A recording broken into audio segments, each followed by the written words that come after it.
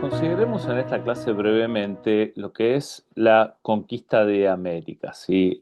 Cuando llega Colón y luego los demás conquistadores, eh, vienen a estas tierras, eh, entre otras cosas, con un celo de evangelizar.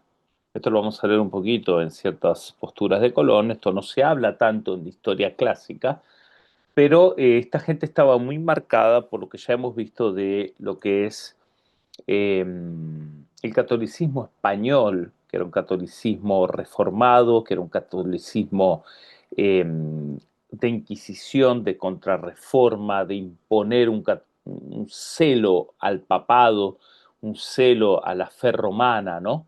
Y con esto llegan los primeros colonizadores aquí a las Américas, no me gusta llamar los que descubrieron América, porque América ya estaba descubierta, obviamente, y ver un poquito esta historia nos ayuda a nosotros no solo a tener la perspectiva europea, anglosajona, ¿no? Sino también las raíces cristianas católicas del continente, especialmente las partes hispanoparlantes. Así que consideremos rápidamente lo que es la conquista de Colón y luego de los diferentes sectores de las Américas, ¿no? Y especialmente desde la óptica, como digo, de la fe cristiana, en cómo llegaron ellos y que ustedes también puedan ver mientras narramos un poco las diferentes conquistas, puedan ver la fe católica detrás de todo esto y en la forma en que se traduce esa fe católica aquí en este continente.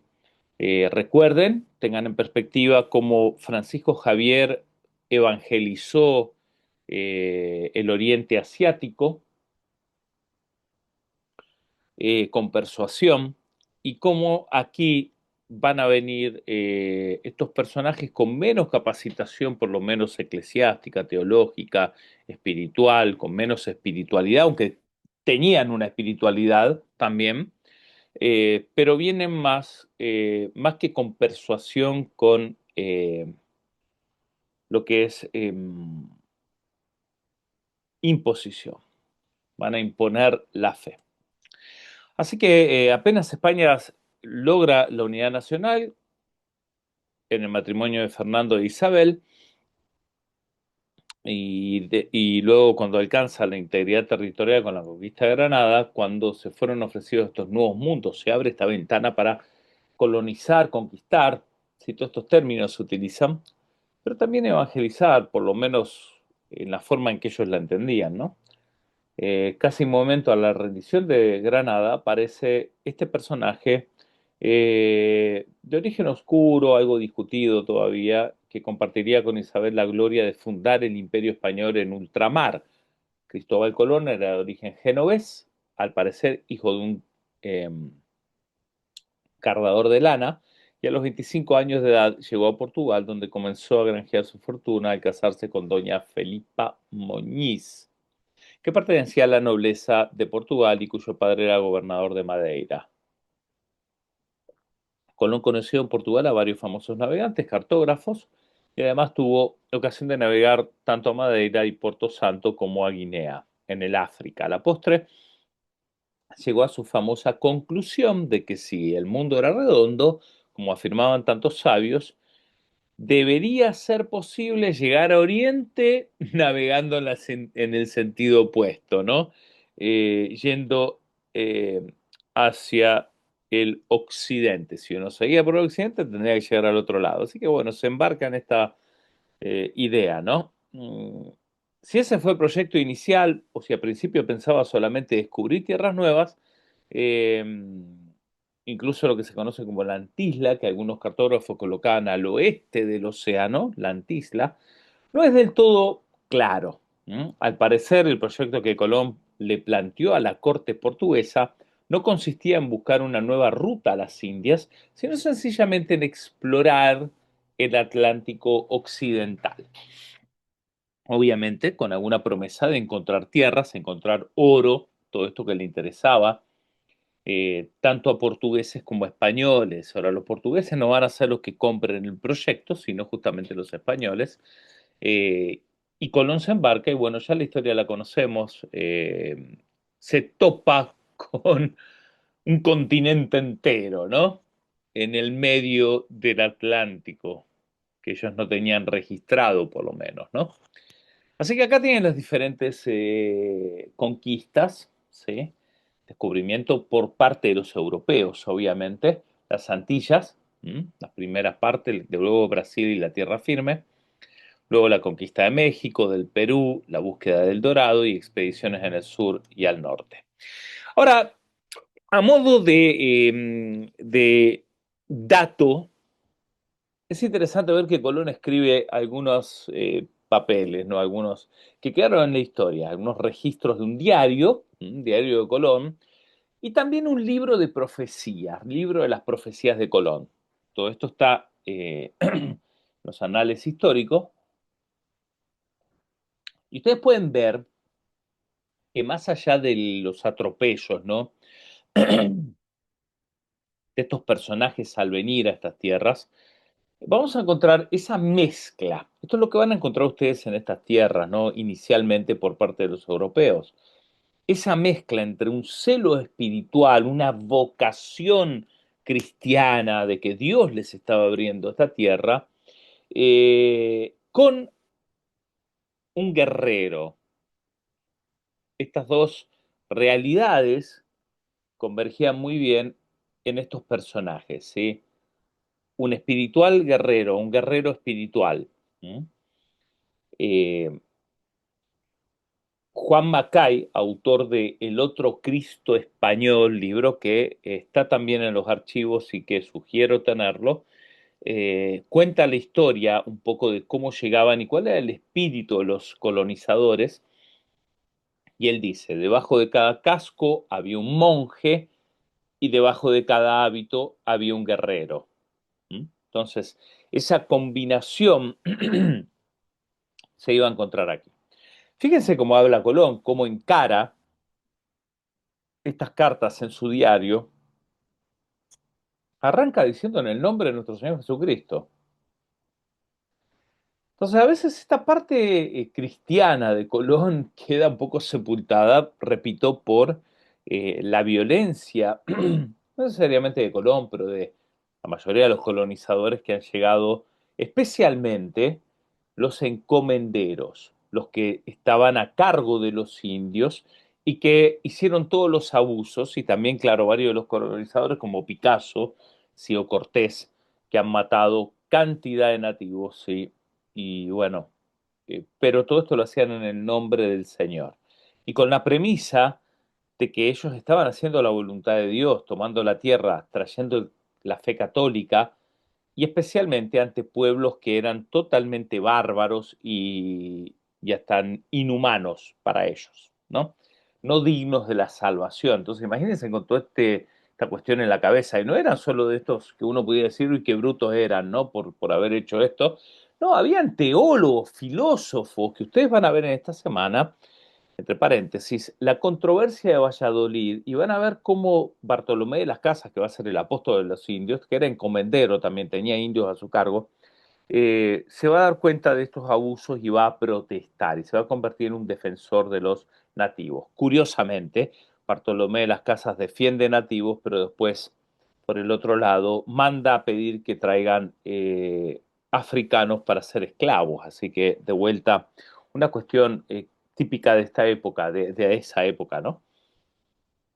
Así que van a ver en la controversia de Valladolid esta tensión, las posturas entre Sepúlveda y de las Casas. Sepúlveda, un erudito que se basaba en la filosofía aristotélica y en la idea de la superioridad, ¿sí? Y el derecho que tenían ellos de conquistar, ¿no? Eh, Era un derecho divino prácticamente, y así debía ser, y eso se lo conoce como el derecho natural. Es un derecho natural que tiene, en este caso, el europeo por tener una superioridad, porque Dios le ha dado todas esas bendiciones, esas posiciones de privilegio, esa fuerza, ese poder.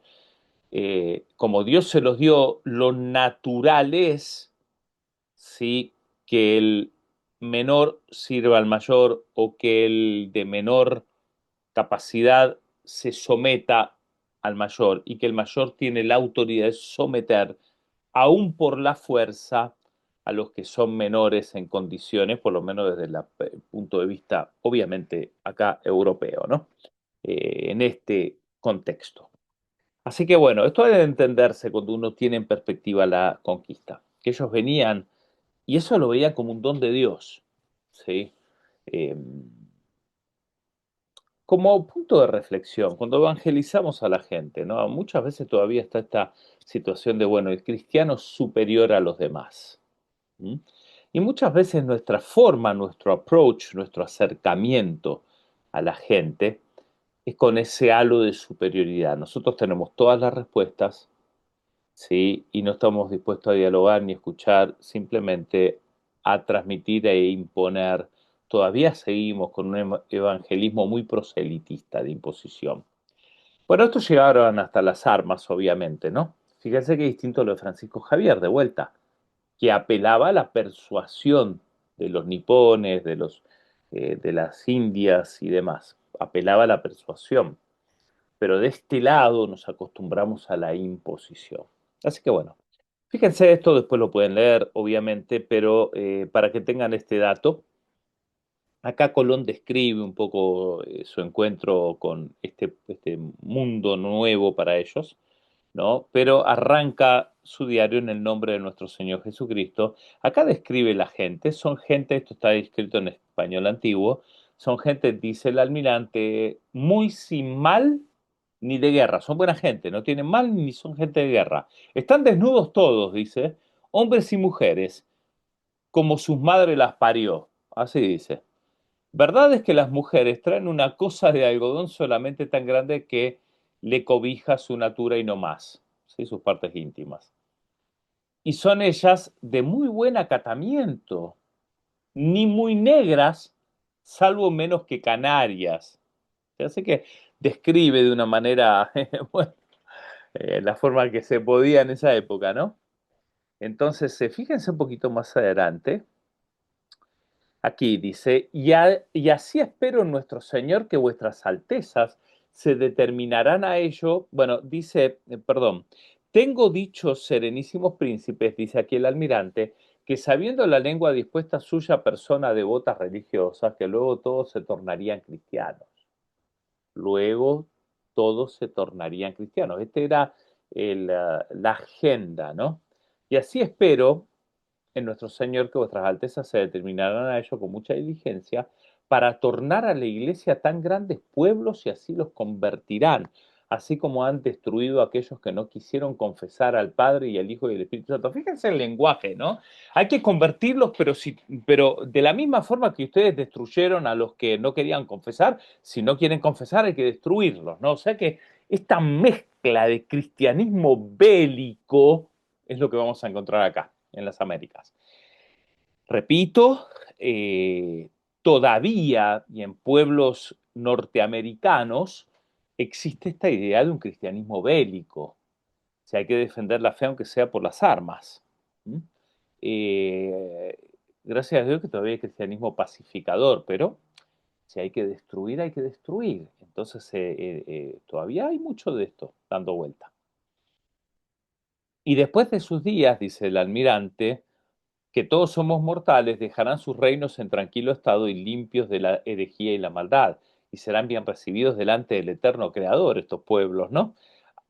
Al igual plega de les dar larga vida y acrecentamiento grande a los mayores reinos y señorío, voluntad y disposición, para acrecentar la santa religión cristiana, así como hasta aquí también fecho. Amén. Así que bueno, no solo eso, sino que Colón se había traído eh, un sacerdote con quien leía la Biblia y junto con la Santa María, la Pinta y la Niña, las embarcaciones, se trae unas 300 Biblias, así que es el libro que más se trae a esta tierra. Y en el libro de las profecías de Colón, que cuenta con 84 páginas, de las cuales solo se conservan 70, se incluyen 385 citas bíblicas y también de los padres de la iglesia. Fíjense que Colonia y su compañero sacerdote tenían un obispo, ¿no? Tenían su conocimiento bíblico, aunque como Colón era un laico sin formación teológica, por lo cual su interpretación bíblica es más una eisegesis, como decimos, que una exégesis. Le implicaba más a la Biblia, le imponía más a la Biblia su propio entendimiento que lo que la Biblia en realidad quería decir. Así que acá ustedes van a tener que él piensa que está predestinado, sí, a llegar a estas tierras y utiliza unos textos ahí donde habla de Tarsis. ¿Mm? Bueno, los encomenderos son todos estos que, como ustedes ven aquí en el grabado, maltrataban a los nativos. Ese grabado deja bien claro que se los abusaba sin ningún tipo de piedad, ¿sí? Repito, esto todavía está en las venas de este continente. Y los encomenderos, ellos tenían que cuidar de los indios, ¿sí? Eh, por eso el encomendero era una persona con mucho dinero, tenía poder en la sociedad colonial, pero las cantidades de tierras dadas para las encomiendas solían ser muy grandes y de gran productividad. Los indígenas encomendados tenían la labor de trabajar la tierra y producir. Los encomenderos también pagaban impuestos a la corona en proporción a lo que recibían de los nativos. Los impuestos que pagaban los encomenderos se conocían con el nombre de la demora, ¿sí? Parece que tardaba bastante en llegar. Y se distribuían así una quinta parte total para el rey, ¿m? Una cuota para el cura o encomendero, doctrinero, si la encomienda dio lugar entonces a abusos y en algunos casos a una especie de esclavitud encubierta. Estos comportamientos fueron denunciados por auténticos humanistas españoles. Otra de las grandes barbaridades que se hace es con el requerimiento, que era un documento eh, de Palacios Rubios, un texto en español creado en el contexto de las leyes de Burgos y usado durante la conquista de América, que debía ser leído por los conquistadores delante de los pueblos nativos. Imagínense que no entendían el español y se los leía a viva voz, dándoles a entender de que ellos se tenían que someter a la corona. Es un texto un poco largo que acá yo lo presento, pero no lo vamos a leer. El texto fue leído durante años en cualquier sitio de la geografía americana, en campañas de conquista, en selvas, en desiertos, en montañas, en playas. Si no se sometían, se les soltaban perros mastines que se los cebaban con sangre de indio para que vayan y los maten. Sí, les soltaban caballos, les soltaban armas y como ustedes ven en esta foto, morían multitud de nativos. Aquí está el texto del requerimiento. Sí, ahora imagínense que la escena, ¿no? Acá están los conquistadores, están los nativos parados en fila, algunos con una flecha, ¿sí? Y estos leyéndole todo un circo de párrafos que podía estar 20 minutos, media hora leyendo el español. Casi se me escapa el bárbaro. Los bárbaros acá no eran los nativos, eran los conquistadores, eran verdaderos bárbaros. Leían este requerimiento, ¿m? Y se les requería que se sometan. Si se les sometían voluntariamente, se los iba a cuidar supuestamente a los nativos. Pero si no, se los iba a matar y ellos tenían el derecho dado por Dios de matarlos, según el requerimiento. Y era algo santo, sí, se lo podía hacer. Cuando uno santifica eh, este tipo de calamidad, este tipo de aberración, pues todo es permitido, ¿no? Los nativos no entendían ni cinco lo que les estaban diciendo, así que era más las matanzas que el llegar a un consenso de sometimiento, ¿sí? Por eso acá digo, en el segundo párrafo, dice que se tenían que someter, aceptar la fe católica. ¿M? El último párrafo dice así, si no lo hicieren, si no se someten, os certifico que con la ayuda de Dios nosotros entraremos poderosamente contra vosotros y os haremos guerra por todas las partes y maneras que pudiéramos, y os sujetaremos al yugo y a la obediencia de la iglesia y de sus majestades.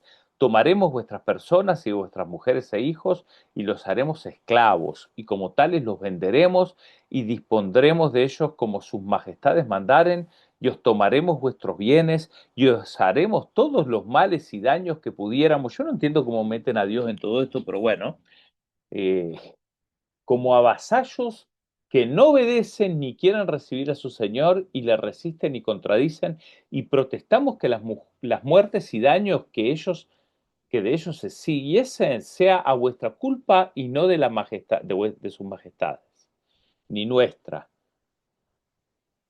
Así que bueno, firman eso y empezaban a matar nativos. Empezaron las protestas, uno de ellos es el sermón de Fray Antón de Montesinos, un sacerdote dominico. Estamos hablando de 1511, todavía no estaba la reforma circulando en Europa. Este sermón fue preparado por todos los miembros de la comunidad de los dominicos, así que muchos de los monjes, especialmente los dominicos y los jesuitas, fueron grandes reformadores ya en estas tierras. Hay que decir también acá que, como les dije al principio, que muchos de los que han llegado a esta tierra eh, son, eran lo que se conocen como segundones, ¿no?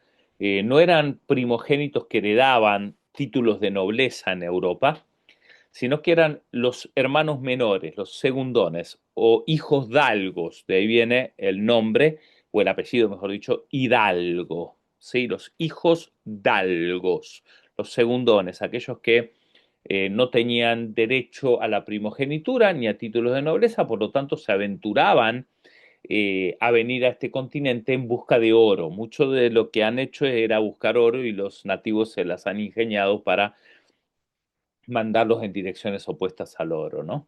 Muchas veces los nativos no consideraban el oro como algo tan valioso como los europeos y bueno, todo esto dio lugar a los abusos porque los europeos llegaban con armamentos que los nativos acá no conocían y también con pestes y enfermedades que los nativos acá no tenían. Así que les trajeron más males que otra cosa, ¿no? Así que mucho de esto muestra la barbaridad que trajeron de Europa estos conquistadores, hijos dalgos, segundones, que luego querían conseguir oro acá para llevárselo a Europa y comprar con ese oro los títulos de nobleza que ellos no tenían, sí, por naturaleza. Sermón de Montesinos, Fray Antón de Montesinos, en pocas palabras da duro y parejo a los conquistadores, ¿sí? Así que no todo fue conquista, muchos de los que llegaron con una vocación mucho más piadosa, va a defender a los nativos. ¿Sí? Acá está el sermón. Hace una serie de preguntas, ¿no? Que le realmente calaban profundo. Entre ellos estaba el hermano de Colón escuchando este sermón, Diego de Colón, ¿no? En una misa lo fue predicando varias veces, sí, varias veces predicó con este tenor, con esta fuerza, Antón de Montesinos. Dice, vos que claman en el desierto, todos estáis en pecado mortal, le dice a los conquistadores, en él vivís y morís por la crueldad y tiranía que usáis con, con esta inocente gente. Es decir, ¿con qué derecho y con qué justicia tenéis en tan cruel y horrible servidumbre aquellos indios? ¿Con qué autoridad habéis hecho tan detestables guerras a esta gente que estaban en sus tierras mansas y pacíficas? Donde tan infinitas de ellas con muertes y estragos nunca oídos habéis consumido, ¿cómo los tenéis tan opresos y fatigados sin darles de comer ni curarlos de sus enfermedades, que de los excesivos trabajos que le dan incurren y se mueren, y por mejor decir, los matan por sacar y adquirir oro cada día? ¿Y qué cuidado tienen de quien los adoctrina y conozcan a Dios y a su Creador y sean bautizados, oigan la misa, guarden las fiestas y los domingos? Estos no son hombres. Miren, esa es la frase, esa es la pregunta. Estos no son hombres, claro, esta va a ser toda la disputa, porque no los consideraban hombres o mujeres en tal caso. No tienen almas racionales, No son obligados a amarlos como a vosotros mismos. Esto no lo entienden, esto no lo sienten. ¿Cómo están en tan profundidad del sueño, tan letárgicos, dormidos? Tened por cierto que en el estado en que estáis, no se pueden más salvar que los moros o los turcos, ¿sí? Que no creen en Jesucristo y que los manda al infierno directamente. Sí, Diego Colón, los oficiales, Diego Colón, el hermano Cristóbal Colón, se ofende, sí, y llega este sermón muy lejos, en los oídos de varios, pero a la semana siguiente, al domingo siguiente, Antón de Montesinos se vuelve a subir al púlpito y lejos de desdecirse o a predicar tímidamente, sí, afirma lo que dice, eh, y dice que los encomenderos no podían salvarse si no dejaban libres a los indios y que se irían todos al infierno si persistían en esta actitud. El otro que defiende a los nativos es como es conocido Fray Bartolomé de las Casas, obispo de Chiapas, como ya les mencioné, y hay toda una serie de escritos, están en los archivos allí, pueden consultarlos si quieren hacer lectura de ellos también, cómo él defiende. Él fue encomendero al principio y en varios viajes a España cambia su mentalidad y se convierte en un defensor de los indios como pocos y se lo considera el apóstol de las Indias. Así que aquí cuenta la historia un poco de Bartolomé de las Casas, obispo de Chiapas, sur de México. Eh, entonces, participa de las casas.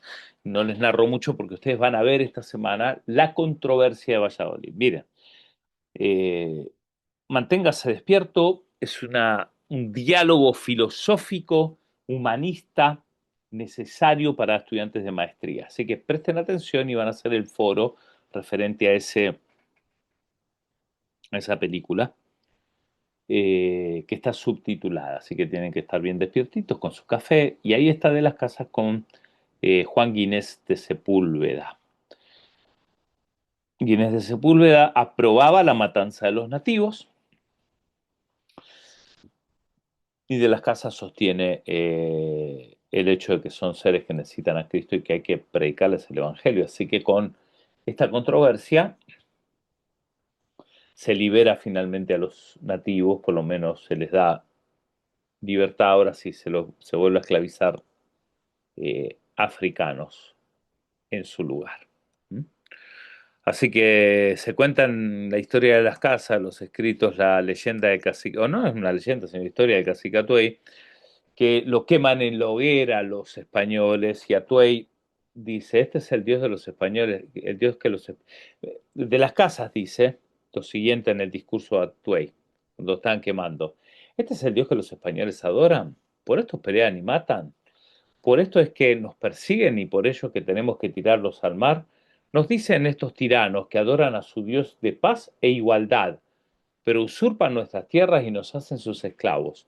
Ellos nos hablan de un alma inmortal y de sus recompensas y castigos eternos, pero roban nuestras pertenencias, seducen a nuestras mujeres, violan a nuestras hijas, incapaces de igualarnos en valor. Estos cobardes se cubren con hierro que nuestras armas no pueden romper. ¿Mm? Así que Atuey, más sabio que todos los españoles que han venido y han pisado esta tierra, ¿sí? Entonces, eh, del dicho al hecho a veces hay mucho trecho. Nuestras palabras a veces no comulgan muy bien con nuestros hechos como cristianos.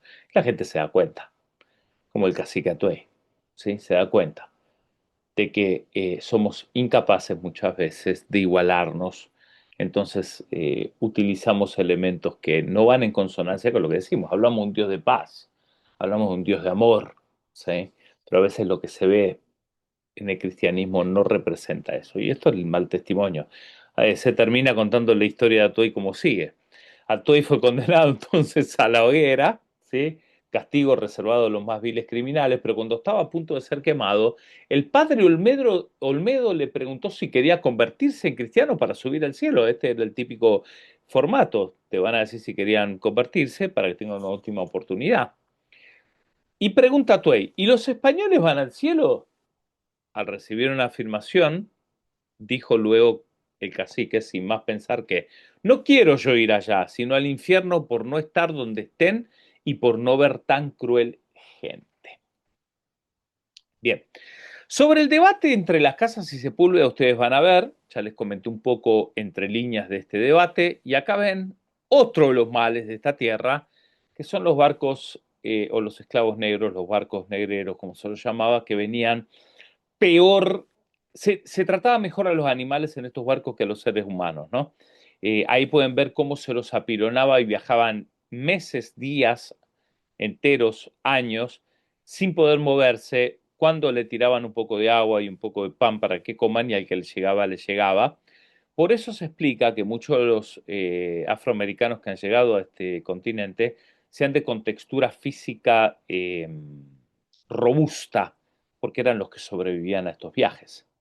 Los más menudos, los de contextura menos robusta, menos fuerte físicamente, no la hacían en estos viajes, ¿sí?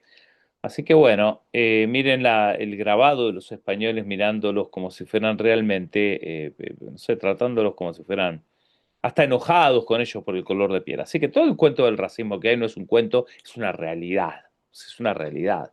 Lo que pasa es que en ciertos contextos blancos uno trata de cubrir esto como que es un cuento, como que exagera mucho, sí, como que ya está, ¿no? ¿Cuánto tiempo se van a estar cobrando el racismo? Miren, yo les puedo decir que hasta la fecha veo actos de racismo contra gente por el solo hecho de ser color negra o de tez trigueña o marrón. Policías que paran, que violentan, ¿sí? Que desconfían por el solo hecho de ser gente de color. Así que bueno, este tema también es otro de los problemas de las casas, sugiere el uso de morenos, de afroamericanos también para esto. Y bueno, bastante de lo que ustedes bien ven en nuestro continente, en varias naciones, es justamente por el hecho de que se importaban esclavos negros. Sí, varios sectores, el Brasil, el Perú, Ecuador, Colombia, sí, varios países, digamos, en toda América se los exportaba, como se los importaba, perdón, como dice aquí el texto que estoy leyendo, y se permitía usarlos como esclavos, además porque, como digo, ¿no? Su contextura física era mayor. Todo esto trajo otra mancha más dentro del cristianismo y de la conquista de estas tierras. Así que la esclavitud se va a tratar mucho más adelante. La conversión de los esclavos marchó lentamente y luego muchos de estos negros van a ser bautizados. González dice que a la postre eh, muchos resucitan parte de sus viejas religiones africanas, por eso tenemos todavía eh, diferentes religiones o expresiones religiosas afro-brasileras, por ejemplo, ¿no? Macunda, Umbanda, Quimbanda, todas estas cuestiones, ¿no? Bueno, Hernán Cortés conquista México, como saben, ¿no? Fíjense de vuelta las palabras, uno pudiera decir amén, y aparte con esa carita de buena gente, ¿no? Dice que dejéis vuestros sacrificios, no comáis carne de vuestros prójimos, ni hagáis sodomías, ni las cosas feas que ustedes hacen, porque así lo manda nuestro Señor Dios, que es el que adoramos y creemos y nos da la vida y la muerte y nos ha de llevar a los cielos. Amén, Hernán Cortés, esto está firmado por Hernán Cortés. Y uno pudiera decir, bueno, sí, la verdad que acá hacían este tipo de cosas, ¿no? Comían carne, hacían canibalismo, mataban, cometían sodomías, etcétera. Pero entonces por eso los mataban, ¿no? Entonces, en el nombre del Señor. ¿No? Las Antillas no saciaron por mucho tiempo las ansias de oro, y ahí llega en 1517, el mismo año que Lutero clava las tesis, Hernán Cortés, ¿sí? Eh, y que justo encaja con esta cuestión de la serpiente emplumada, o sea, Kukulcán. Si toda esta historia eh, aquí va a encajar muy bien en la península yucateca, ¿sí? En Yucatán, eh, va a encajar muy bien con la llegada de Cortés. De hecho, se espera, ¿no? Se esperaba en México, los aztecas, de que venga justamente este Kukulcán o Tenochtitlán, perdón, Quetzalcóatl, estaba confundiendo de Dios. Sí, en Tabasco Cortés se enteró de la vieja leyenda india que le servía de instrumento de su empresa de conquista, claro. Era la leyenda de Quetzalcóatl, la serpiente emplumada, ¿sí? Que adoraban también los mayas bajo el nombre de Kukulcán. Según la tradición, cuyos detalles no están del todo claros, Quetzalcóatl había partido hacia el oriente en una embarcación hecha de serpientes, diciendo que tenía que regresar a su señor y que algún día volvería a tierras mexicanas a reclamarlas para sí, para su señor, y esto le viene justo a Cortés, que lo identifican, incluso parecía que en el calendario todo encajaba para esa fecha, como si fuera este Quetzalcóatl. Aparece también, eh, acá ven, está el recibimiento de Montezuma, ¿no? Con Cortés y cómo le pone todo en sus manos prácticamente, le dice haz lo que quieras con el imperio, ¿no? Prácticamente. Así que también la historia de la Virgen de Guadalupe con el fray Juan de Zumárraga, que también se construye esta historia de Juan Diego con las flores, con las rosas, y Zumárraga registra esta historia y este, se creyó, sí, y obviamente, claro, si hay estudiantes católicos van a sostener esto como algo real, para muchos protestantes esto no es real, obviamente, ¿no? Pero no deja de ser la Virgen más prestigiosa de todas las Américas, en el sentido de que es la más reconocida, la más venerada por todo el territorio mexicano y en todas las Américas, la Virgen de Guadalupe. También está la historia de los hijos del sol, no quiero extender demasiado esta clase, pero estamos haciendo un repaso, ¿sí? Invitados a revisar un poco más el PowerPoint que ustedes tienen, pero la historia de los hijos del sol, el gran Inca, un imperio relativamente más eh, reciente en la historia que los otros, que el maya, el azteca, ¿sí? Pero que se han extendido por la organización que han tenido, sí, maravillosa, ¿sí? También contra los incas se va a enfrentar Francisco Pizarro. El Inca pensaba que nada ocurría sin su aprobación. Eh, que ni un pájaro volaba sin la aprobación de el Inca. Entonces, aquí tienen un poco la historia de los incas, eh, cuando se enfrenta, en este caso, este grabado, Pizarro a Atahualpa, ¿no? Hay que decir que los hijos del sol, ¿no? Hay que decir eh, que Pizarro tenía esa espada que ustedes ven ahí en la empuñadura en forma de cruz. Y se cuenta la historia que se clavaba la empuñadura antes de matar incas, oraba, lloraba y le entregaba a Jesús la matanza. Era chaparrito Pizarro y sacaba la espada y dice que mataba más incas en un día que lo que cualquier otro soldado pudiera haber matado. Y eso él lo consideraba que era un don de Dios también. Así que bueno, acá lo ven. Pizarro con su espada frente al gran emperador Atahualpa. ¿Sí? Eh, También está la historia de los jesuitas en el Paraguay, que son aquellos que eh, mejor trataron, por decir así, a los nativos, por lo menos parte de ellos. El Paraguay es el único lugar donde todavía se mantiene la lengua guaraní como lengua oficial, además del español. Los jesuitas en sus reducciones intentaban aprender la lengua, enseñarles, clasificar de acuerdo a los talentos en grupos a los nativos. guaraníes y se ocupaban de su vida familiar también y demás. Así que fueron los que mejor trataron y hay toda una historia que se llama La Misión. Sí, también hay una película llamada La Misión, muy buena para verla. No se las voy a poner acá porque tiene bastante tarea, ¿no? No soy ajeno a eso. Pero en algún momento apúntense esa película, La Misión, que es muy buena. Y también está la otra, Conquista, que muestra también cómo conquistan México. Yo me confundí en un momento y dije, en vez de Kukulcán, dije Tonatzin, que es una de las diosas aztecas, ¿no? De la cual se supone que vienen variantes hacia la Virgen de Guadalupe o toman la idea como para construir esta idea de la Virgen de Guadalupe. Así que esa es otra manera de cristianización que la Iglesia Católica ha utilizado en este tiempo. Bien, con esto hemos finalizado una mirada muy rápida, muy superficial, pero con algunos tintes que quise agregar ahí para que ustedes reflexionen en lo que está detrás de nuestro cristianismo español, ¿sí?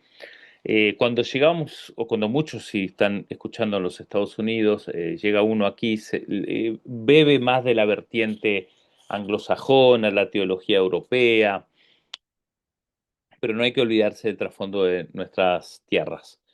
Y lo que está en nuestras tierras son ese tipo de conquistas que acabamos de ver. A responder el foro y nos vemos la semana siguiente.